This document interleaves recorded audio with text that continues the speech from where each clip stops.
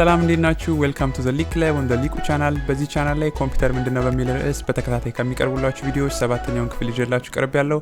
ባለፈው ክፍል ስለ ኮምፒውተር ሶፍትዌር ኮምፖነንቶች መነጋገር ጀምረን ፈርምዌርን በጥልቀት ዳሰን ነበር። በዚህኛው ቪዲዮአችን ደግሞ ቀሪ የኮምፒውተር ሶፍትዌር ኮምፖነንቶችን ማለትም ዲቫይስ ድራይቨር፣ ኦፕሬቲንግ ሲስተም እና አፕሊኬሽን ፕሮግራሞችን የምንነጋገር ይሆናል። ያለፉትን 6 ክፍሎች ላላያችሁ ሰዎች የነሱን ቪዲዮ ሊንክ የዚህ ቪዲዮ ዲስክሪፕሽን ስር ላይ ማስቀምጥላችሁ ይሆናል። እነሱን አይታችሁ ወደዚህ ቪዲዮ እንድትመለሱ ሪከመንድ አደርጋለሁ። የዛሬው ቆይታችሁ ውጤታማ እንዲሆን ከወዲሁ ምኞቴ ነው። መልካም ጊዜ ይሁንላችሁ። ባለፈው ቪዲዮ የኮምፒውተር ሶፍትዌር ኮምፖነንቶችን በሁለት ከፍለን ሲስተም ፕሮግራምና አፕሊኬሽን ፕሮግራሞች ብለን ከዛ ውስጥ የመጀመሪያውን ክፍል ፈርምዌር የሚለውን ተመልክተናል። ሁለተኛው የሲስተም ፕሮግራም ታይፕ ደግሞ ዲቫይስ ድራይቨር ብለን የምንጠራቸው ፕሮግራሞች ናቸው። እነዚህ ፕሮግራሞች እንግዲህ ስፔሻላይዝድ የሆኑ ሶፍትዌር ፕሮግራሞች ናቸው። ጥቅማቸው ደግሞ ምንድነው? የኮምፒውተሮቻችንን ስፔሲፊክ ሃርድዌር ኮምፖነንቶችን ከኦፕሬቲንግ ሲስተሞቻችን ጋር እንዲግባቡ የሚያደርጉ የሶፍትዌር ፕሮግራሞች ናቸው ማለት ነው። እነዚህ ፕሮግራሞች ከሌሉ የኮምፒውተሮቻችን ሃርድዌሮች ከሶፍትዌር ፕሮግራሞቻችን ጋር መግባባት አይችሉም። ኦፕሬቲንግ ሲስተሙ ዋይፋይ ካርድ ይኑር አይኑር፣ ኪቦርድ ይኑር አይኑር አያቅም ዲቫይስ ድራይቨሮች ከሌሉ ማለት ነው። ስለዚህ እነዚህ ዲቫይስ ድራይቨሮቻችን ናቸው ማለት ነው። ከሃርድዌሩና ከኮምፒውተሩ ሃርድዌርና ኦፕሬቲንግ ሲስተም ብለን ከምንጠራው ፕሮግራም መካከል የሚገኙ ድልድዮቻችን እነዚህ ዲቫይስ ድራይቨሮች ናቸው ማለት ነው። እንግዲህ እነዚህ ዲቫይስ ድራይቨሮች ደግሞ ከኦፕሬቲንግ ሲስተም ይለያያሉ። ኦፕሬቲንግ ሲስተሙ ምን አይነት ኢንስትራክሽን ከነዛ ድራይቨሮች ማግኘት እንዳለበት የሚጠይቅበት መንገድም ስለሚለያይ የአንድ ኦፕሬቲንግ ሲስተም ዲቫይስ ድራይቨርን ለሌላ ኦፕሬቲንግ ሲስተም ዲቫይስ ድራይቨር መጠቀም አትችሉም። እያንዳንዱ ኦፕሬቲንግ ሲስተም የሚፈልገውን አይነት የራሱ የሆነ ዲቫይስ ድራይቨር ያስፈልገዋል ማለት ነው። ስለዚህ እነዚህ ዲቫይስ ድራይቨሮች ለኮምፒውተሮቻችን በጣም አስፈላጊ የሆኑ የሲስተም ፕሮግራም ታይፖች ናቸው እና እነዚህ ድራይቨሮች ከሌሉ ኮምፒውተሮቻችን ኤፊሽንትሊ ራን ማድረግ አይችሉም። አሁን ለምሳሌ አሁን እናንተ ኮምፒውተር ገዝታችሁ የተጠቀማችሁበት የነበረው ኮምፒውተር ድንገት ቢበላሽባችሁና ፎርማት ብታረጉት ወይም ደግሞ ዋይፕ አርጋችሁ አጥፍታችሁ ኦፕሬቲንግ ሲስተሙን እንደገና ብትጭኑት ምን አፕል ሊያደርግ ይችላል? እነዛ ዲቫይስ ድራይቨሮች አብረው ሊጠፉ ይችላሉ፣ ዋይፕ ሊደረጉ ይችላሉና እንደዛ ከሆነ አንዳንድ ጊዜ ገጥሟችሁ እንደሆነ አላቅም፣ ነገር ግን አሁን ለምሳሌ ኮምፒውተራችሁን ዋይፕ አርጋችሁ እንደገና ስትጭኑት ዲቫይስ ድራይቨሮች ብዙ ጊዜ ሚስ ያደርጋሉና አንዳንዴ ስክሪናችሁ ጥርት ያለ የሆነ ዙም የሚመስል ደብዘዝ ያለ ምስል ሊኖረው ይችላል። እንደዛ ከሆነ ዲቫይስ ድራይቨር ሚስ አርጓል ማለት ነው። አንዳንዴ የዋይፋይ ድራይቨሮቻችን ሊጠፉ ይችላሉ። ስለዚህ እንደገና የዋይፋይ ድራይቨር መጫን አለባችሁ። ሳውንድ ድራይቨሮቻችን ሊጠፉ ይችላሉ፣ እነሱ መጫን አለባችሁ እና ያው መጫን ትችላላችሁ። ግን ይሄ ምንድነው የሚያሳየን? የግድ ኮምፒውተሮቻችንን ኢፊሽንትሊ እንዲሰሩልን ከፈለግን እነዛን ዲቫይስ ድራይቨሮች ፈልገን መጫን አለብን ማለት ነው እና እዚህ ጋር እንደምትመለከቱት ምስሉ ጋር እያንዳንዱ ሃርድዌር ኮምፖነንት የራሱ የሆነ ዲቫይስ ድራይቨር ያስፈልገዋል ማለት ነው። ነገር ግን ሁለት አይነት የዲቫይስ ድራይቨር ታይፖች አሉ፣ ወይም ደግሞ እነዚህ ዲቫይስ ድራይቨሮቻችንን በሁለት አይነት መልኩ ልንከፍላቸው እንችላለን። የመጀመሪያው ዲቫይስ ድራይቨር ታይፕ ከርነል ሞድ ዲቫይስ ድራይቨሮች ናቸው። እነዚህ ከርነል ሞድ ምንድነው? ከርነል ምን ብለን ነበር? የኦፕሬቲንግ ሲስተም ራኒንግ ፕሮሰስን ከርነል ብለን እንጠራዋለን ብለን ነበርና እነዚህ ከርነል ሞድ ምንላቸው ዲቫይስ ድራይቨሮች እንግዲህ ምንድናቸው? በጣም ጀነሪክ የሆኑ ሃርድዌር ኮምፖነንቶቻችን ድራይቨሮች ናቸው። ለዚህም ለምሳሌ መውሰድ የምንችለው እነ ባዮስ፣ ማዘርቦርድ፣ ፕሮሰሰር እና ስቶሬጅ ዲቫይሶቻችን ራሞቻችንን ጨምሮ በጣም ጀነሪክ የሆኑት የኮምፒውተሮቻችን በጣም ኢሴንሻል የሆኑ ኮምፖነንቶች አሉ። አንድ ኮምፒውተር መቼም እንደተነጋገር ነው ያለ ሲፒዩ፣ ያለ ማዘርቦርድ፣ ያለ ራም፣ ያለ ፕሮሰሰር እና ያለ ስቶሬጅ ዲቫይስ አይሰራም፣ መስራት አይችልም አይደለ? ፐርፎርም ማድረግ አይችልም። ከነዚህ ውስጥ አንዱ ሚስ ካረገ ብለናልና የነሱን ዲቫይስ ድራይቨሮች ሲመጡ ዲቫይሶቹ መጀመሪያ ማኑፋክቸር ሲደረጉ ተጭኖባቸው የሚመጡ ፈርምዌሮች አሉ። ከፈርምዌሮቹ በተጨማሪ ግን ድራይቨሮች አብረው ተጭኖ ይመጣሉና እነሱን ድራይቨሮች ልክ ኦፕሬቲንግ ሲስተሙ ሎድ ሲያደርግ አብረው ሎድ የሚያደርጉ ዲቫይስ ድራይቨሮችን ከርነል ሞድ ዲቫይስ ድራይቨር ብለን እንጠራቸዋለን ማለት ነው። ስለዚህ እነዚህ ከርነል ሞድ የምንላቸው ዲቫይስ ድራይቨሮች ከኦፕሬቲንግ ሲስተማችን ውጭ በሆነ መልኩ ነው ማኔጅ የሚደረጉት ማለት ነው። ግን መጀመሪያ ሎድ የሚደረጉት ልክ ኦፕሬቲንግ ሲስተሙ ሎድ ሲያደርግ ነው ማለት ነው። እኩል ነው የሚጫኑት ማለት ነው። ሁለተኛው ዲቫይስ ድራይቨር ታይፕ ግን ዩዘር ሞድ ብለን የምንጠራቸው ዲቫይስ ድራይቨሮች ናቸው። እነዚህ ድራይቨሮች እንግዲህ እኛ ፈልገን ምንጭ ናቸው ወይም ደግሞ እኛ ፈልገን አፕዴት ልናደርጋቸው የምንችላቸው መቀየር የምንችላቸው የዲቫይስ ድራይቨር ታይፖች ናቸው። ስለዚህ ቅድም እንዳልኳችሁ ልክ ኮምፒውተራችሁ ዋይፕ ሲደረግ ዲቫይስ ድራይቨሮችን ሚስ ቢያደርግ የዲስፕሌይ ድራይቨር፣ የዋይፋይ ድራይቨር፣ የሳውንድ ድራይቨራችሁን ሚስ ቢያደርግ ኦፕሬቲንግ ሲስተሙን ከጫናችሁ በኋላ ሄዳችሁ ምን ማድረግ ትችላላችሁ?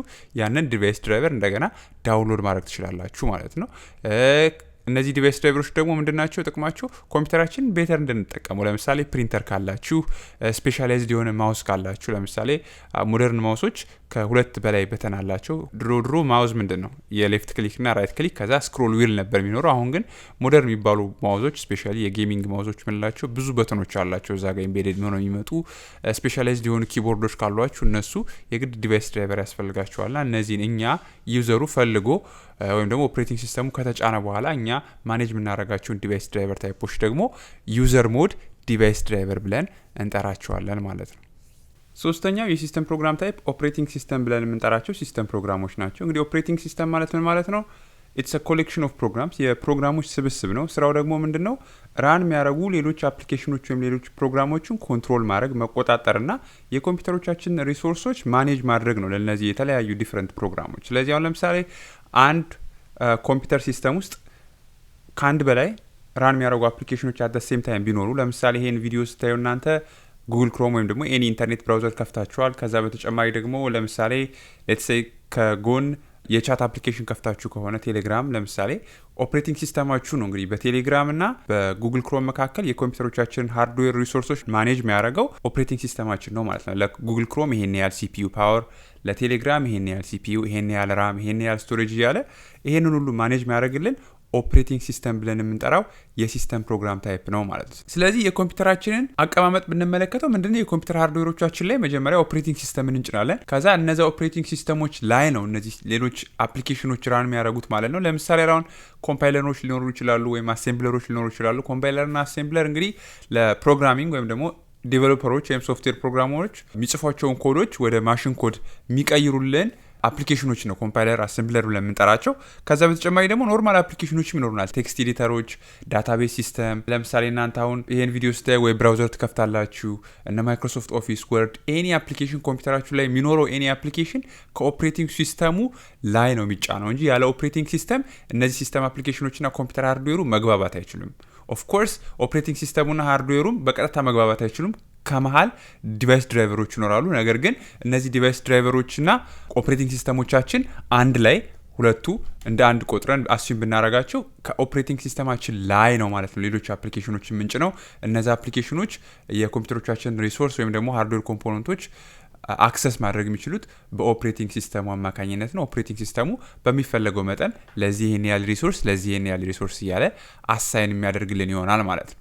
ስለዚህ ኦፕሬቲንግ ሲስተሞቻችን እንደዚህ የተለያዩ አፕሊኬሽኖችን ኮንትሮል የሚያደርጉልን ከሆነ የኮምፒውተሮቻችን ሪሶርሶች ማኔጅ የሚያደርጉልን ከሆነ ደግሞ ምን ያስፈልጋቸዋል ማለት ነው? እኛ እንደ ዩዘር ፋይሎቻችንን ሜንቴን ለማድረግ ወይም ደግሞ ለምሳሌ ፋይል ክሬት ለማድረግ፣ ፋይል ለመቀየር፣ ፋይሎቻችን የተለያየ ቦታ ላይ ስቶር ለማድረግ ምን ያስፈልገናል? ኮማንድ ወይም ዩቲሊቲዎች ያስፈልጉናል አይደል? እነዚህ ኮማንድ ወይም ዩቲሊቲዎች ከማንኛውም ኦፕሬቲንግ ሲስተም ጋር ይመጣሉ። ጥቅማቸው ምንድነው? ፋይሎቻችንን ሜንቴን ለማድረግ፣ የኮምፒውተራችን የኦፕሬቲንግ ሲስተማችንን ሴቲንግ ለመቀየር፣ ለምሳሌ ዩዘር የተለያዩ ዩዘር ክሬት ለማድረግ፣ ፓስወርድ ሴትአፕ ለማድረግ ለኦፕሬቲንግ ሲስተሞቻችን፣ የስሊፕ እና የሸትዳውን ሳይክላቸውን ቼክ ለማድረግ እና የተለያዩ እንደዚህ ኮምፒውተሮቻችንን ጀነራል ሴቲንግ ኮንትሮል ለማድረግ የኮምፒውተራችንን ሲስተም ኢንፎርሜሽን ለማወቅ እነዚህ የኦፕሬቲንግ ሲስተም ኮማንድ እና ዩቲሊቲዎች ይኖረዋል ማለት ነው። አንድ ኦፕሬቲንግ ሲስተም ለምሳሌ አሁን ዊንዶውስ ኦፕሬቲንግ ሲስተምን ብንመለከት በድሮ በዊንዶውስ 7 በዊንዶውስ 8 ኮንትሮል ፓነል ይባል ነበር። ይሄ ኮማንድ እና ዩቲሊቲ አንደኛው የኮማንድ እና ዩቲሊቲ አፕሊኬሽን ታይፕ ኮንትሮል ፓነል እንለዋለን። አሁንም ዊንዶውስ 10 ላይ ኮንትሮል ፓነል አለ። ነገር ግን አሁን ማይክሮሶፍት ወደ ሴቲንግ የሚል አፕሊኬሽን ሙቭ እያደረገ ነው። ምንም እንኳን አብዛኞቹን ሴቲንጎች ስቲል ኮንትሮል ፓነል ውስጥ ማግኘት ብችሉም ወደ ዊንዶውስ 11 ምናምን ስትመጡ ግን እነዚህ ሙሉ ኮማንድ እና ዩቲሊቲዎች በአንድ የዊንዶውስ ሴቲንግ ስር የምታገኟቸው ይሆናል ማለት ነው። ከማይክሮሶፍት ዊንዶውስ በተጨማሪ ደግሞ ማክም ጋር ብትሄዱ የሲስተም ፕሪፈረንስ አለ። እዛ ጋር ገብታችሁ ሴቲንጎችን ማስተካከል ትችላላችሁ። ሊኑክስ የተለያዩ ዲስትሪዎችም የተለያዩ እንደዚህ ኮማንድ እና ዩቲሊቲዎች ይኖራችኋል ማለት ነው። ስለዚህ እንግዲህ እናንተ ከአንድ በላይ አፕሊኬሽን አት ዘ ሴም ታይም ራን ማድረግ ብትፈልጉ የግድ ኦፕሬቲንግ ሲስተም ያስፈልጋቸዋል። ስንነጋገር ምን ብለን ነበር? እነዚህ ለምሳሌ የልብስ ማጠቢያ ማሽኖች፣ ቴሌቪዥኖች ምናምን ኦፕሬቲንግ ሲስተም አያስፈልጋቸውም፣ ፈርምዌር ብቻ ነው የሚያስፈልጋቸው ብለናል። ምክንያቱም ፐርፐዛቸው አንድ ነው፣ ራን የሚያደርጉት አንድ ነገር ነው። አሁን ለምሳሌ የልብስ ማጠቢያ ማሽናችን ልብስ ማጠብና ልብስ ማድረቅ ነው። በጣም ቀላልና ምንም ከአንድ በላይ አፕሊኬሽን ራን ማድረግ ማያስፈልግበት ሶፍትዌር ነው የሚያስፈልገው፣ ምክንያቱም ማጠብና ማድረቅ ነው ስራው ማለት ነው። ነገር ግን ኮምፒውተሮቻችን ላይ በጣም ብዙ የተለያዩ ቫራይቲ ኦፍ አፕሊኬሽኖችን ጭነን ራን ማድረግ ስለምንችል እነሱን ማኔጅ ለማድረግ የግድ ኦፕሬቲንግ ሲስተም ያስፈልገናል ማለት ነው። በፈርምዌር ብቻ እነዚህን ሙሉ አፕሊኬሽኖች ራን ማድረግ ስለማይቻል ማለት ነው። ስለዚህ ኮምፒውተሮቻችን ሌሎች ፕሮግራሞችን ራን ለማድረግ ኦፕሬቲንግ ሲስተም ያስፈልጋቸዋል ካለን ኦፕሬቲንግ ሲስተማችን ኮምፒውተር ውስጥ ከበራ ድረስ ሁሌም ራን ያደርጋል ማለት ነው አይደለ? ምክንያቱም ሌሎች አፕሊኬሽኖችን ራን ለማድረግ የግድ ኦፕሬቲንግ ሲስተማችን ራን ማድረግ ስላለበት እና ይሄንን ሁሌም ራን የሚያደርገውን ኦፕሬቲንግ ሲስተማችንን ምን ብለን እንጠራዋለን? ከርነል ወይም ደግሞ የኦፕሬቲንግ ሲስተማችንን ፕሮሰስ ምን ብለን እንጠራዋለን? ከርነል ብለን እንጠራዋለን። ከከርነሉ ውጭ ያሉ ሌሎች አፕሊኬሽኖችን ደግሞ ምን ብለን እንጠራቸዋለን? አፕሊኬሽን ፕሮግራም። ምክንያቱም እዛ ከርነል ላይ ዲፔንደንት ነው ወይም ደግሞ እዛ ኦፕሬቲንግ ሲስተም ላይ ዲፔንደንት ሆነው ራን ስለሚያደርጉ ማለት ነው። ግን ሪመምበር የኦፕሬቲንግ ሲስተማችን ሁሌም ኮምፒውተራችን ላይ ራን የሚያደርግ የፕሮግራም ታይፕ ነው። ይህንን ብዙ ጊዜ የኦፕሬቲንግ ሲስተም ምን ብለን እንጠራዋለን? ከርነል ብለን እንጠራዋለን ማለት ነው። ስለዚህ አሁን ለምሳሌ እናንተ ይህንን ቪዲዮ ለማየት ዌብ ብራውዘር ብትከፍቱ እናንተ ዩዘር እናንተ ናችሁ። ከዛ ያንን ዌብ ብራውዘር ከፈታችሁ ያ ዌብ ብራውዘር ራን የሚያደርገው ምኑ ላይ ነው? ኦፕሬቲንግ ሲስተሙ ላይ ነው። ስለዚህ ኦፕሬቲንግ ሲስተሙ ምን ያደርጋል? ኦኬ ዩዘሩ ይሄንን አፕሊኬሽን ራን ማድረግ ፈልጓል ማለት ነው። ስለዚህ ምን ያደርጋል ማለት ነው? ለዛ አፕሊኬሽን ኦፕሬቲንግ ሲስተማችን ሪሶርስ ያዘጋጃል፣ የሚያስፈልጉትን ፕሮሰሶች ራን ያደርጋል ማለት ነው። ያ ኦፕሬቲንግ ሲስተም ያንን ሁሉ የሚያደርገው ደግሞ በምንድን ነው? የኮምፒውተር ሃርድዌር ኮምፖነንቶቻችንን ማኔጅ በማድረግ ነው። ይሄን ያህል ሲፒዩ ይሰጠዋለው፣ ይሄን ያህል ዳታ ትራንስፈር ለኔትወርክ ካርዶቻችን፣ ለዋይፋይ ካርዶቻችን፣ የተለያዩ ሃርድዌር ኮምፖነንቶቻችንን ኮንትሮል በማድረግ ይሄ አፕሊኬሽን የሚያስፈልገውን ሪሶርስ ኦፕሬቲንግ ሲስተማችን ፕሮቫይድ ያደርጋል ማለት ነው ለአፕሊኬሽኑ እንደገና እኛ የምንፈልገው ነው። እኛ የጠየቅነው ቪዲዮ ነው፣ የዩቲዩብ ቪዲዮ ነው። ይህንን ቪዲዮ ስለሆነ አፕሊኬሽኑ ደግሞ ያንን ቪዲዮ ለእኛ ያጫውትልናል ማለት ነው። ስለዚህ ሪመምበር ሃርድዌራችን ከስር አለ። ፋውንዴሽኑ መጀመሪያ የኮምፒውተሮቻችን ሃርድዌሮች ናቸው። ከሃርድዌሩ በመቀጠል ኦፕሬቲንግ ሲስተም አለ። ከኦፕሬቲንግ ሲስተም ቀጥሎ አፕሊኬሽኖች እናገኟቸዋለን። ኦንቶፕ ደግሞ ከሁሉም ያለው ቶፕ ሌየር ደግሞ ዩዘሩ ነው ማለት ነው። ሁሌም ሪመምበር እነዚህ አፕሊኬሽን ፕሮግራሞች ዩዘር ኢኒሺየትድ ናቸው። ኦፕሬቲንግ ሲስተሞች ግን ሁሌም ኮምፒውተራችን እስከበራ ድረስ ራን የሚያደርጉ የሲስተም ፕሮግራሞች ናቸው ማለት ነው።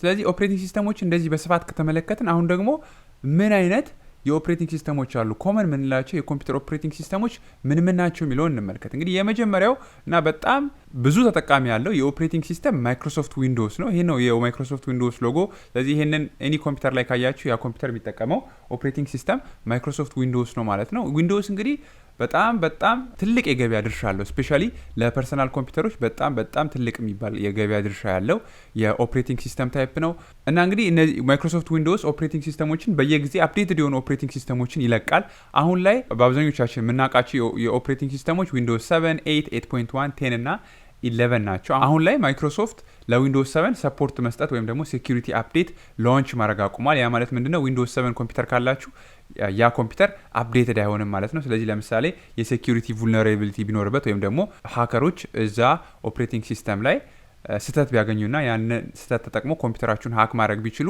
ማይክሮሶፍት አፕዴት ሴኩሪቲ አፕዴት ሪሊዝ ስለማያደርግ ኮምፒውተራችሁ ሃክ ሊደረግ ይችላል ማለት ነው። ስለዚህ አሁን ዊንዶውስ 7 እየተጠቀመ ያለ ሰው ካለ ወይም ደግሞ ኮምፒውተር ኖሯችሁ ስቲል ዊንዶውስ 7 ላይ ከሆናችሁ የግድ ወደ ዊንዶውስ 8፣ 8.1፣ 10 ወይም 11 አፕግሬድ ማድረግ አለባችሁ። አፕግሬዱን በነፃ ነው። ላይሰንስ ካላችሁ ከዊንዶውስ 7 ወደ ዊንዶውስ 10 which is አሁን ላይ ያለው ሌተስቱ ዊንዶውስ 10 ወይም ዊንዶውስ 11 ነው። ወደዛ በነፃ አፕግሬድ ማድረግ ትችላላችሁ። ነገር ግን ከነዚህ ከዊንዶውስ 7 በፊትም እና ዊንዶውስ ኤክስፒ፣ ዊንዶውስ ቪስታ እና ኤምኤስ ዶስ የሚባሉ የበፊት ኦልድ ኦፕሬቲንግ ሲስተሞችም ነበሩ ማለት ነው።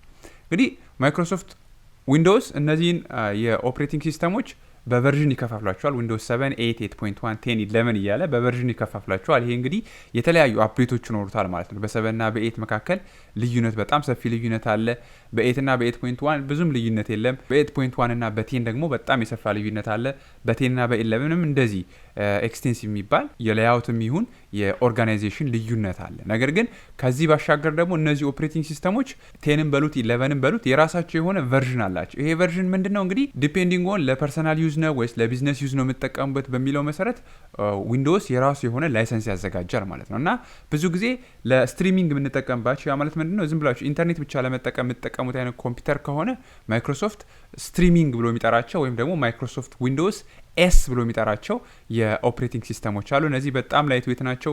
ጥቅማቸው እንደ ስትሪሚንግ ሰርቪስ ነው። ልክ ለስልኮቻችን አሁን ለምሳሌ አፕሊኬሽን ዳውንሎድ ማድረግ ስንፈልግ ምንድነው የምናደርገው? ወይ ጉግል ፕሌይ ስቶር ወይም ደግሞ አፕ ስቶር ሄደን ነው ዳውንሎድ የምናደርገው። እንደዛ ሁሉ እነዚህ ማይክሮሶፍት ዊንዶውስ ኤስ ያላቸው ኮምፒውተሮች አፕሊኬሽንን ዳውንሎድ ማድረግ የሚችሉት ከማይክሮሶፍት ስቶር ብቻ ነው።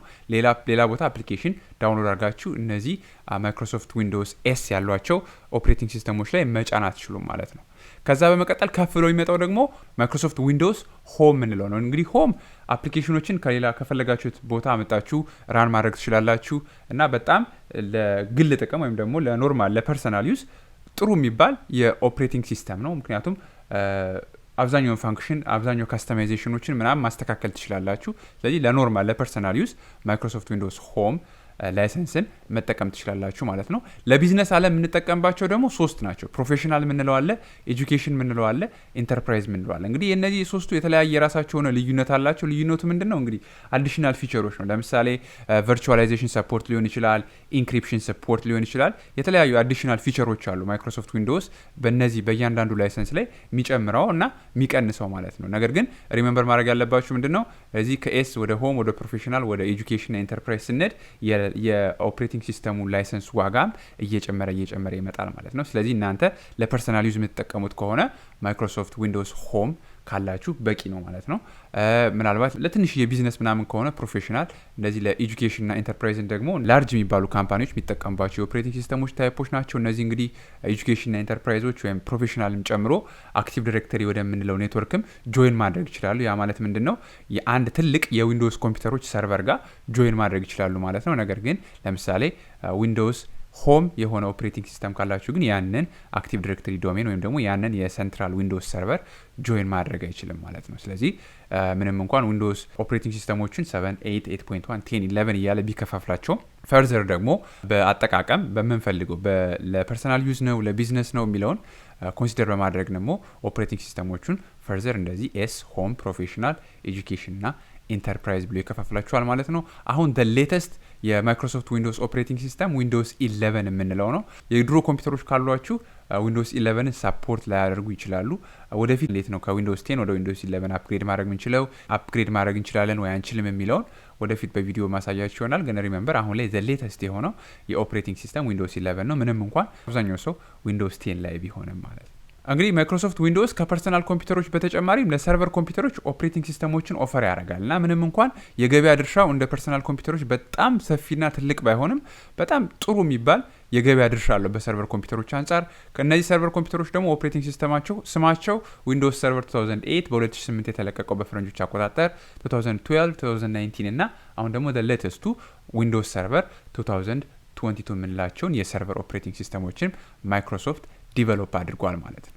ከማይክሮሶፍት ዊንዶውስ በመቀጠል ደግሞ የምናገኘው ሁለተኛውና በጣም ሰፊ ተጠቃሚ ያለው የኦፕሬቲንግ ሲስተም ማክ ኦኤስ ባይ አፕል ነው። እንግዲህ አፕል የሚያመርተው የኦፕሬቲንግ ሲስተም ደግሞ ማክ ኦኤስ ይባላል። እንግዲህ ማክ ኦኤስ እንደ ዊንዶውስ ሁሉ መጀመሪያ አካባቢ ለፐርሰናል ኮምፒውተሮችና ለሰርቨር ኮምፒውተሮች ኦፕሬቲንግ ሲስተሞችን ላውንች ያደረግ ነበረ።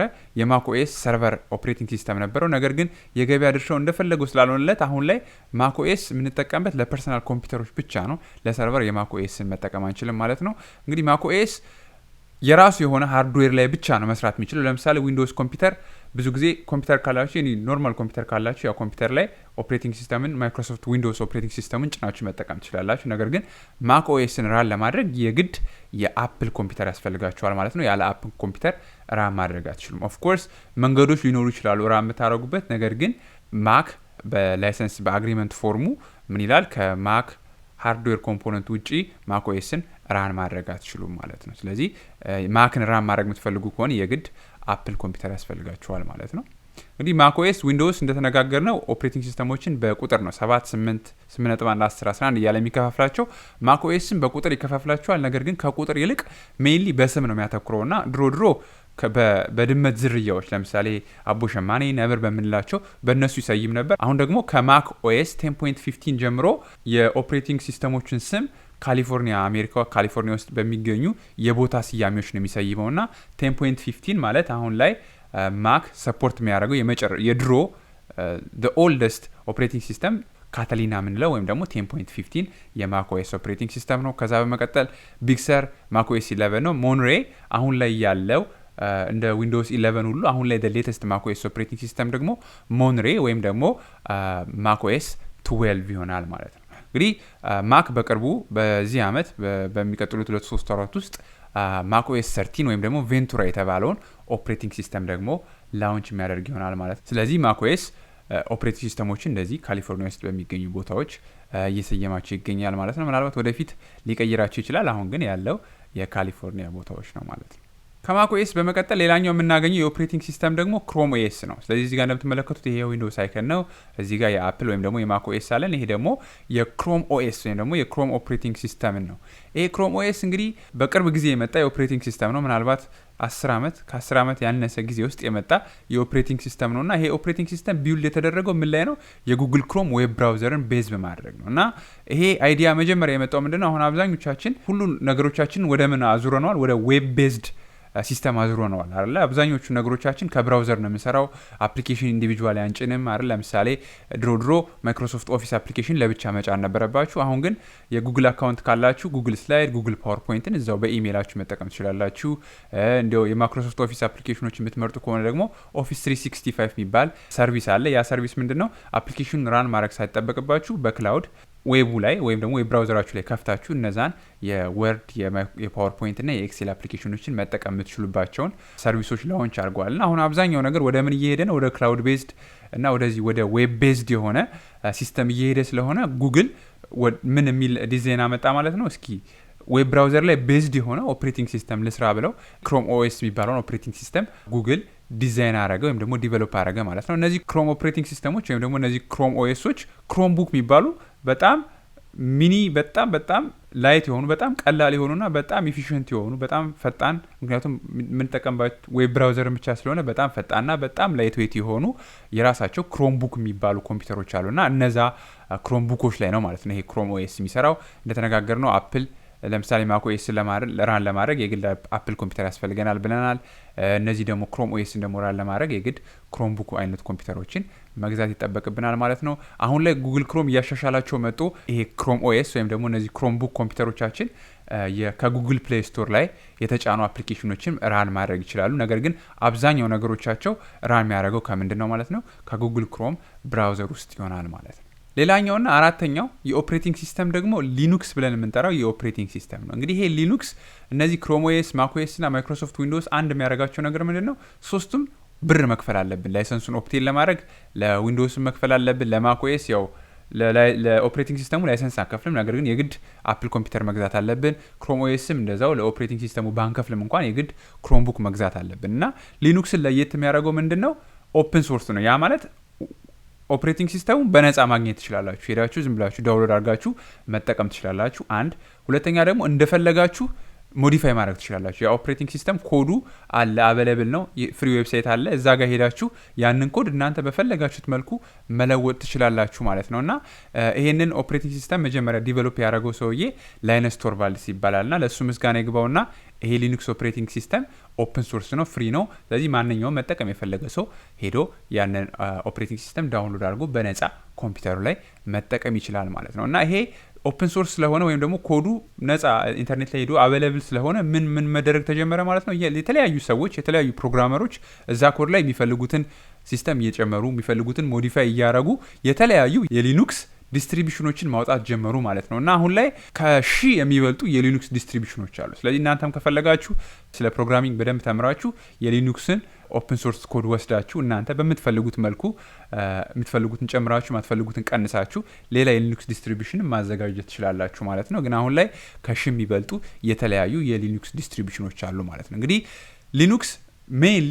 ብዙ ጊዜ የምንጠቀምበት ለሰርቨሮች ነው። ምክንያቱም እንግዲህ ከነዚህ ከተመለከትናቸው ከክሮም ኦኤስ፣ ከማክ ኦኤስ እና ከዊንዶውስ ሰርቨር ያለው እስካሁን ማን ነው? ዊንዶውስ ነው አይደል? ነገር ግን እነዚህ የዊንዶውስ ሰርቨር ኦፕሬቲንግ ሲስተም ላይሰንሶች አንድ በጣም ኤክስፔንሲቭ ናቸው፣ ሁለት ደግሞ በጣም ሊሚቲንግ ናቸው። ምክንያቱም ያው ዲዛይን ሲደረጉት ማይክሮሶፍት በራሱ ኮንስትሬንት ይኖረዋል። ዲዛይን ሲያደርግ እናንተ ውስጡን ወይም እንዴት እንደሚሰራ ማታውቁበት የራሱ የሆነ ኮንስትሬንት ስላለው ብዙ ጊዜ ለሰርቨር ሲስተሞች የምንጠቀመው ሊኑክስ ነው። ምክንያቱም አንድ ኮዱ ምን እንደሆነ እናውቃለን፣ እንዴት እንደሚሰራ እናውቃለን። ሁለተኛ ደግሞ እኛ በምንፈልገው መልኩ ሪዲዛይን ማድረግ እንችላለን፣ ወይም ደግሞ ሜንቴን ወይም ደግሞ ሞዲፋይ ማድረግ እንችላለን ኮዱንና ዓለም ላይ ያሉ አብዛኞቹ ሰርቨሮች የሚጠቀሙት የሊኑክስ ሰርቨርን ነው ማለት ነው። እና እንግዲህ በሺህ የሚቆጠሩ ዲስትሪቢሽኖች አሉ ብለናል፣ ወይም ደግሞ በአጭሩ ዲስትሮ ነው የሚባሉት እና ብዙ የሊኑክስ ዲስትሮዎች አሉ እና ከነዛ ውስጥ ግን በጣም ኮመን የሆኑት የሊኑክስ ዲስትሪቢሽኖች ኡቡንቱ፣ ሚንት፣ ፊዶራ፣ ሬድ ሃት፣ ካሊ ሊኑክስ እና ፓሮት ኦኤስ የምንላቸው ናቸው። ሌሎችም ይኖራሉ፣ ግን እነዚህን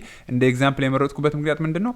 አብዛኞቹ እነዚህ ኦፕሬቲንግ ሲስተሞች አንድ ለመጠቀም ቀላል ናቸው፣ ወይም ደግሞ እነዚህ ኦፕሬቲንግ ሲስተሞች የሆነ ስፔሲፊክ የሆነ ፐርፐዝ አላቸው። ስለዚህ አሁን ለምሳሌ ኡቡንቱ ሰርቨር አለው የሰርቨር ኦፕሬቲንግ ሲስተም አለው ኡቡንቱ ሰርቨር። ከዛ ደግሞ ኡቡንቱ ደግሞ ለኖርማል ለፐርሰናል ዩዝ የምንጠቀምበት ኡቡንቱ አለና እንደውም ብዙ ጊዜ ለኢንትሪ ሌቭል ወይም ደግሞ አዲስ ለሊኑክስ ምንም ሊኑክስ ኦፕሬቲንግ ሲስተም ተጠቅሞ ማያቅ ሰው ብዙ ጊዜ የሚጭነው ኡቡንቱ ነው። ምክንያቱም ኡቡንቱ ከሌሎች የሊኑክስ ዲስትሪቢዩሽኖች አንጻር በጣም ቀላል ነው። ሲቀጥል ደግሞ የኡቡንቱ የሚባለውን ኦፕሬቲንግ ሲስተም ቢውልድ ያደረገው ካምፓኒ ያንን ኡቡንቱ የሚባለውን ሶፍትዌር በደንብ ኪፕ አፕ ያደርገዋል። ሴኩሪቲ አፕዴት ይለቃል። ያ ኮምፒውተር በየጊዜው አፕዴት ይደረጋል። የሴኩሪቲ ችግር ካለበት ቼክ ስለሚደረግ አብዛኞቻችን ሊኑክስን መማር ስንጀምር ምንጀምረው በኡቡንቱ ይሆናል ማለት ነው። ከኡቡንቱ በመቀጠል ሚንት ምንለዋለን። ሚንት እንግዲህ ሌላኛው የሊኑክስ ዲስትሪቢዩሽን ነው። ሚንት አንድ በጣም ፌመስ የሆነበት ምክንያት ምንድነው? ኦልሞስት ግራፊካል ዩዘር ኢንተርፌሱ ከዊንዶውስ ጋር ከማይክሮሶፍት ዊንዶውስ ጋር በጣም ተመሳሳይ ነው እና እንዲያው ከዊንዶውስ የሚመሳሰል ፍሪ ኦፕሬቲንግ ሲስተም ፈልጋለሁ የምትሉ ከሆነ የሊኑክስ ሚንትን ሪኮመንድ አደርጋለሁ ማለት ነው። ከዛ በተጨማሪ ፊዶራም ሌላኛው ለፐርሰናል ዩዝ የምንጠቀምበት የሊኑክስ ዲስትሪቢዩሽን ታይፕ ነው። ሬድ ሃት ብዙ ጊዜ ለሰርቨር ነው የምንጠቀሙና አብዛኞቻችን የሊኑክስ ሰርቨሮቻችን ሬድ ሃት ናቸው ማለት ነው። ከነዛ በመቀጠል ካሊ ሊኑክስ እና ፓሮት ኦኤስ የምንላቸው እነዚህ ለሳይበር ሴኩሪቲ ወይም ደግሞ ለኢቲካል ሃኪንግ የምንጠቀምባቸው ኦፕሬቲንግ ሲስተሞች ናቸው። እነዚህ ኦፕሬቲንግ ሲስተሞች ፓኬጅ ሲደረጉ ባይ ዲፎልት አብረዋቸው የሚመጡ ለኢቲካል ሃኪንግ እና ለሳይበር ሴኩሪቲ የምንጠቀምባቸውን የተለያዩ ሶፍትዌሮች እዛው ኦፕሬቲንግ ሲስተሙ ጋር ኢምቤድድ ተደርገው ይመጣሉና እናንተ እየሄዳችሁ እነዛን አፕሊኬሽኖች መፈለግ አይጠበቅባችሁም። አፕሊኬሽኖቹ እነዚህ ካሊ ሊኑክስ እና ፓሮት ኦኤስ ብለን የምንጠራቸው የሊኑክስ ዲስትሪቢዩሽኖች ጋር ይመጣሉና እንደዚህ ኢቲካል ሃኪንግ መማር የምትፈልጉ ከሆነ ወይም ሳይበር ሴኩሪቲ ላይ ፎከስ ማድረግ የምትፈልጉ ከሆነ ሊኑክስን በደንብ ማወቅ አለባችሁ። ከዛ በተጨማሪ ደግሞ ከሊኑክስ ዲስትሪቢዩሽኖች ደግሞ ካሊ ሊኑክስ እና ፓሮት ኦኤስ በጣም ለእናንተ ጠቃሚ ይሆናል ማለት ነው። ስለዚህ እዚህ ጋር እንደምትመለከቷቸው እንግዲህ የማይክሮሶፍት ዊንዶውስ ላይአውት ይሄንን የሚመስለው የስታርት በተን አለው፣ ታስክ ባር አለው። እዚህ ጋር እንደምትመለከቱት ይሄ የማክ ኦኤስ ላይአውት ነው። እንግዲህ ከኦፕሬቲንግ ሲስተም የአፕሊኬሽኖቹ ላይአውት አቀማመጣቸው፣ ግራፊካል ዩዘር ኢንተርፌሱ ይለያያል።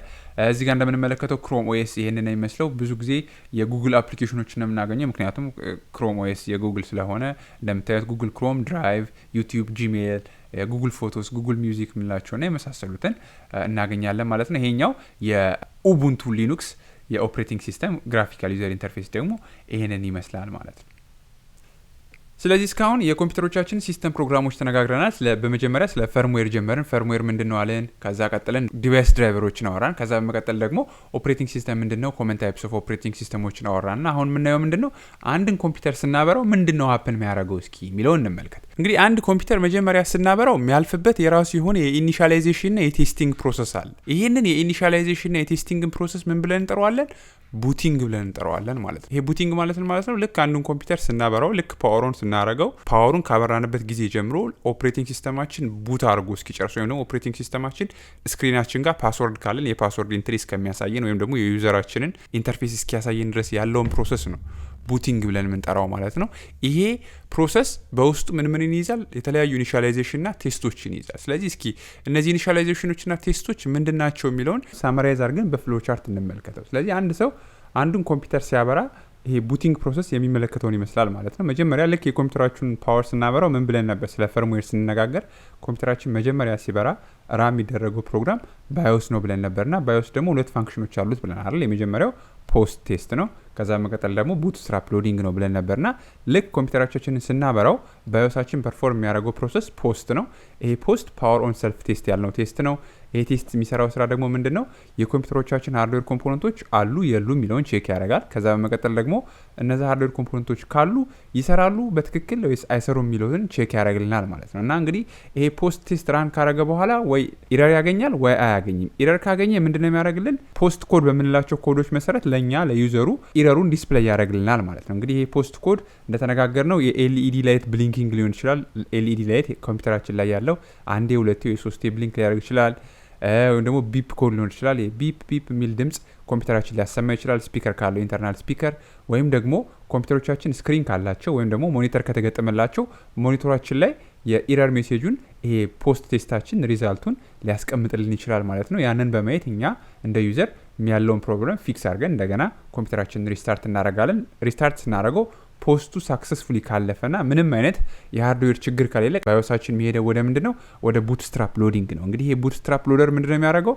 ሮም ጋር የተቀመጠውን ይሄ ቡትስትራፕ ሎደር ያለውን ፕሮግራም ወደ ምን ይወስዷል ማለት ነው? ወደ ሰከንዳሪ ስቶሬጅ ዲቫይሶቻችን ወይም ደግሞ ወደ ሃርድ ድራይቫችን ይወስዷል ማለት ነው። ከዛ ሃርድ ድራይቫችን ጋር ምንድነው የሚያደርገው? ይሄ ቡትስትራፕ ፕሮግራም ቡቴብል ሚዲያ ወይም ደግሞ ኦፕሬቲንግ ሲስተም አለ ወይም የለም የሚለውን ቼክ ያደርጋል ማለት ነው። ከዛ ቼክ ያደርግና ኦፕሬቲንግ ሲስተም ካገኘ እሰየ ያንን ኦፕሬቲንግ ሲስተም ሎድ ያደርገውና ወደ ራም ከዛ ሙሉ ስራውን የኮምፒውተሩን ሃርድዌር ኮምፖነንት በሙሉ ለማን አሳልፎ ይሰጣል ማለት ነው። የኮምፒውተሩን ኮንትሮል ለኦፕሬቲንግ ሲስተሞቻችን አሳልፎ ይሰጣል። ኦፕሬቲንግ ሲስተሙ ከዛ በኋላ ኮንትሮል ይወስዳል። ነገር ግን ቡተብል ሚዲያ ካላገኘ ወይም ደግሞ ኦፕሬቲንግ ሲስተም የተጫለለት ስቶሬጅ ዲቫይስ ካላገኘ ምንድነው የሚያደርገው? ኮምፒውተራችን እንደገና የፖስት ኢረር ዲስፕሌይ ሊያደርግልን ይችላል ማለት ነው። እዚህ ጋር ግን አንድ ማስታወስ ያለብን ነገር ምንድነው? ቡተብል ሚዲያ የምንላቸው የግድ የኮምፒውተራችን ሃርድ ድራይቭ ላይሆን ይችላል። ለምሳሌ ፍላሽ ድራይቭ ላይ የተጫነ ኦፕሬቲንግ ሲስተም ካላችሁ እሱን ሊያነብ ይችላል። ፍላሽ ድራይቭ ከሌላችሁ ሲዲ በሲዲ ከሆነ ደግሞ ሲዲ ላይ ሊያነብ ይችላል። ወይም ደግሞ ኔትወርክ ቡቲንግም ደግሞ ሰፖርት የሚያደርጉ ባዮሶች አሉ እና እነሱ ከሆኑ ደግሞ የኔትወርክ ሰርቨሮቻችን ጋር ቡተብል ሚዲያ አለ የለም የሚለውን ቼክ ያደርጋል። ስለዚህ እነዚህ ቡተብል ሚዲያዎች እንደተነጋገር ነው ፍላሽ ድራይቭ ሊሆን ይችላል፣ ሃርድ ዲስክ ድራይቭ ሊሆን ይችላል፣ ኢንተርናል ወይም ኤክስተርናል ሲዲ ሊሆን ይችላል፣ ወይም ደግሞ የኔትወርክ ሰርቨር ሊሆን ይችላል ማለት ነው። ስለዚህ እነሱን በተደጋጋሚ ቼክ ያደርጋሉ። ኦርደሮቹን እንደነገርኳችሁ ባዮስ ላይ ነው የምናስተካክለው። ባዮስ ላይ ያስተካከልነውን ኦርደር ሲሞሳችን ጋር ነው ሴቭ የምናደርገው። ባስቀመጥንለት ኦርደር መሰረት መጀመሪያ ሲዲ ጋር ቼክ አድርግ ከሆነ ቼክ ያደርጋል። ሲዲ ጋር ኮኔክት የተደረገ ሲዲ ከሌለ ወይም ደግሞ ኮኔክት የተደረገው ሲዲ ላይ ምንም ቡተብል ኦፕሬቲንግ ሲስተም ከሌለ ምን ያደርጋል? ወደሚቀጥለው ዲቫይስ ያልፋል። የሚቀጥለው ዲቫይስ ፍላሽ ከሆነ ፍላሽ ድራይቭ ተሰክቷል አልተሰካ የሚለውን ቼክ ያደርጋል። ከተሰካ ያ ፍላሽ ድራይቭ ላይ ኦፕሬቲንግ ሲስተም አለ የለም የሚለውን ቼክ ያደርጋል። ከሌለ ወደሚቀጥለው ያልፋል። ዩዥሊ በሚቀጥለው ደረጃ የሚገኘው የኢንተርናል ሃርድ ዲስክ ድራይቫችን ነው። እዛ ስቶሬጅ ዲቫይስ ላይ ኦፕሬቲንግ ሲስተም አለ የለም የሚለውን ቼክ ያደርግና ኦፕሬቲንግ ሲስተም ካገኘ ምን ያደርጋል? ያንን ኦፕሬቲንግ ሲስተም ራም ላይ ይጭነውና የኮምፒውተሩን ኮንትሮል ለኦፕሬቲንግ ሲስተሙ አሳልፎ ይሰጠዋል። እዛ ሃርድ ዲስክ ድራይቭ ላይ ኢንተርናል ሃርድ ዲስክ ድራይቭ ላይ ግን ምንም የተጫነ ኦፕሬቲንግ ሲስተም ከሌለ የመጨረሻው አራተኛው ኦፕሽናችን የሚሆነው ምንድነው? የኔትወርክ ቡቲንግ ነው። ስለዚህ ቼክ ያደርጋል ኮምፒውተሩ ኔትወርክድ ነው አይደለም። ኔትወርክድ ከሆነ ሰርቨር አለን ወይ? ይሄ በፒክሲ ቡቲንግ የሚባል አለ። በሱ መሰረት ሰርቨር ካለ ቼክ ያደርጋል። ሰርቨር ከሌለ ምን ያደርጋል ማለት ነው? መጨረሻ ኮምፒውተራችን ጊቭ አፕ ያደርግና ምንም አይነት ቡተብል ዲቫይስ ላገኝ አልቻልኩም ብሎ የፖስት ኢረር ለኛ በስክሪናችን ዲስፕሌይ ያደርግልናል ማለት ነው። ስለዚህ አንድን ኮምፒውተር ስናበረው ኮምፒውተራችን ይሄን ሁሉ ቴስት ይሄን ሁሉ ኢኒሻላይዜሽን ከሰራ በኋላ ነው ማለት ነው ፉሊ ቡት አድርጎ ወደ ኦፕሬቲንግ ሲስተማችን የሚሄደው ማለት ነው። ስለዚህ በባለፈው ክፍል ጨምሮ በዛሬው ክፍል ቪዲዮአችን እስካሁን ድረስ ስለ ኮምፒውተር ሲስተም ፕሮግራሞች ተነጋግረናል። ከነዚህ ሲስተም ፕሮግራሞች የምንላቸው ፈርምዌር፣ ዲቫይስ ድራይቨር እና ኦፕሬቲንግ ሲስተሞች ናቸው ብለናል። ሁለተኛው የሶፍትዌር ኮምፖነንት ታይፕ ደግሞ አፕሊኬሽን ፕሮግራም ብለን የምንጠራቸው የሶፍትዌር ኮምፖነንት ታይፖች ናቸው። እነዚህ አፕሊኬሽን ፕሮግራሞች ምንድን ናቸው? ስፔሲፊክ ታስክን ፐርፎርም ለማድረግ የምንጠቀምባቸው የፕሮግራም ታይፖች ናቸው ማለት ነው። እነዚህ ስፔሲፊክ ታስክን ፐርፎርም ለማድረግ የምንጠቀምባቸው ፕሮግራሞች ለምሳሌ ያለውን ለወርድ ፕሮሰሲንግ የምንጠቀምበት ማይክሮሶፍት ወርድ ሊሆን ይችላል። ወይም ደግሞ ስፕሬድሺትን ቼክ ለማድረግ የምንጠቀምበት ማይክሮሶፍት ኤክሴል ወይም ደግሞ ጉግል ሺትስ ሊሆኑ ይችላሉ። ከዛ በተጨማሪ እነዚህ ኮምፒውተር ኤዲት ዲዛይን የምንጠቀምባቸው እነ ካድ እነ ለኤዲቲንግ እና ግራፊክስ የምንጠቀምባቸው አፍተር ኢፌክትስ፣ ፎቶሾፕ የምንላቸው እነዚህ ስፔሲፊክ ስራን ለመስራት የምንጠቀምባቸው ፕሮግራሞች ነው አፕሊኬሽን ፕሮግራም ብለን የምንጠራቸው። ጌመር ካላችሁ ደግሞ ለጌሚንግ የምንጠቀምባቸው እነዛ አንድ ጌም ካላችሁ ለምሳሌ ፊፋ በሉት ወይም ጂቲኤ ወይም ኤኒ ጌም እነሱን ጌሞች ደግሞ አፕሊኬሽን ፕሮግራም ብለን እንጠራቸዋለን። ምክንያቱም ስፔሲፊክ የሆነ ታስክ ስላላቸው ማለት ነው። እነዚህ አፕሊኬሽን ፕሮግራሞች እንግዲህ ዲቨሎፕ የሚደረጉት ሃይ ሌቭል በሚባሉ ፕሮግራሚንግ ላንጉጆች ነው። በባለፈው ቪዲዮ ሜንሽን ለማድረግ እንደሞከርኩት ሃይ ሌቭል ፕሮግራሚንግ ላንጉጆች ምንላቸው ምንድን ናቸው? ከኮምፒውተር ቋንቋ ይልቅ ያ ማለት ከአንድና ዜሮ ይልቅ ሰው አንደርስታንድ በሚያደርገው በእንግሊዝኛ በሚመስል ፕሮግራሚንግ ላንጉጅ የሚጻፉ የፕሮግራሚንግ ታይፖች ነው ሃይ ሌቭል ፕሮግራሚንግ ላንጉጅ ለምንጠራቸው። ከዚህ ውስጥ ጃቫስክሪፕት፣ ጃቫ፣ ሲ++፣ ፓይተን እና የመሳሰሉት ናቸው እና በእነሱ ቢልድ የሚደረጉ አፕሊኬሽን ፕሮግራሞች ናቸው። አንድ ልብ ማለት ያለብን ነገር ግን እነዚህ አፕሊኬሽን ፕሮግራሞች ምንድን ናቸው? ኦፕሬቲንግ ሲስተም ዲፔንደንት ናቸው። ያ ማለት ምንድን ነው? ለዊንዶውስ የምትጠቀሙበትን አፕሊኬሽን ፕሮግራም ወስዳችሁ ማክኦኤስ ላይ መጫን አትችሉም። ለማክኦኤስ የምትጠቀሙበትን አፕሊኬሽን ደግሞ ወስዳችሁ ኡቡንቱ ላይ መጫን አትችሉም ማለት ነው። ስለዚህ ለእያንዳንዱ ኦፕሬቲንግ ሲስተም የራሱ የሆነ አፕሊኬሽን ፕሮግራም ያስፈልገዋል። ፕሮግራም የሚደረግበትም ዌይ ለዛ ኦፕሬቲንግ ሲስተም ስፔሲፊክ ተደርጎ ነው ፕሮግራም ቢደረገው ማለት ነው። እንግዲህ እነዚህ አፕሊኬሽን ፕሮግራሞች ምንድናቸው ብለናል? መጀመሪያ ራን የሚያደርጉት የግድ የሲስተም ፕሮግራሞቻችን ላይ ነው። ያ ማለት ምንድነው? ዲቫይስ ድራይቨሮችና ኦፕሬቲንግ ሲስተም ያስፈልጉናል ማለት። ስለዚህ እነዚህ አፕሊኬሽን ፕሮግራሞች ራን የሚያደርግ የሚችሉት የዲቫይስ ድራይቨርና የኦፕሬቲንግ ሲስተም ትከሻ ላይ ሆኖ ነው። የግድ ያ ትከሻ ከሌለ እነዚህ አፕሊኬሽን ፕሮግራሞች ራን ማድረግ አይችሉም ማለት ነው። ሪሜምበር ደግሞ እንደነገርኳችሁ እነዚህ አፕሊኬሽን ፕሮግራሞች ኦፕሬቲንግ ሲስተም ዲፔንደንት ናቸው ማለት ነው። አሁን ላይ ኮምፒውተሮቻችን በጣም ኤፊሽንትና ለመልቲታስኪንግ በጣም አመቺ ሆነው ነው ዲዛይን የተደረጉትና በአንድ ጊዜ ከአንድ በላይ አፕሊኬሽን ፕሮግራሞችን ራን ማድረግ እንችላለን ሳይመልታኒየስሊ ማለት ነው። ያው ሪሜምበር ስለ ራም ዲስከስ ስናደርግ በአንድ ጊዜ 4 5 6 አፕሊኬሽን ራም ማድረግ ከፈለጋችሁ የግድ የራም ካፓሲቲያችሁ መጨመር አለባችሁ። ነገር ግን በ4 ጂቢ ራም 1 2 ወይ 3 አፕሊኬሽኖችን አት ሴም ታይም ራን ማድረግ ትችላላችሁ። 8 ጂቢ 5 6 አይነት ፕሮግራሞችን በአንድ ጊዜ ራን ማድረግ እንድትችሉ ያስችላችኋል ማለት ነው። በአንድ ጊዜ በጣም ብዙ ፕሮግራሞችን ግን ራን ማድረግ ከፈለጋችሁ የግድ ራማችሁን አፕግሬድ ማድረግ አለባችሁ። ምክንያቱም ዲስከስ እንዳደረግ ነው ሶፋር አንድ ፕሮግራም እነዚህ አፕሊኬሽን ፕሮግራሞች ራን የሚያደርጉት ምን ላይ ስለሆነ ማለት ነው ራም ላይ ስለሆነ ማለት ነው። እንግዲህ ኮምፒውተር ምንድነው በሚል ርዕስ በተከታታይ ከሚቀርብላችሁ ቪዲዮ 7ኛው ክፍልና ስለ ቀሪ የኮምፒውተር ሶፍትዌር ኮምፖነንቶች የተነጋገርንበት ቪዲዮ ይሄንን ይመስል ነበር። እስከ ቪዲዮ ፍጻሜ ድረስ አብራችሁ ስለቆያችሁ ከልብ አመሰግናለሁ። ቪዲዮ እውቀት ያገኛችሁበት እንደነበረ ተስፋ አረጋለሁ። ቪዲዮ ከተመቻችሁ ለሌሎች ሰዎች ሼር ማድረጋችሁን አትዘንጉ። ቀጣይ ቪዲዮዎችን አፕሎድ ሳደርግ ኖቲፊኬሽን እንዲደርሳችሁ ሰብስክራይብ ማድረጋችሁን አትዘንጉ። ሁሌም እንደምንለው until next time keep learning, a leak is but a student for life። ጤና ይስጥልኝ።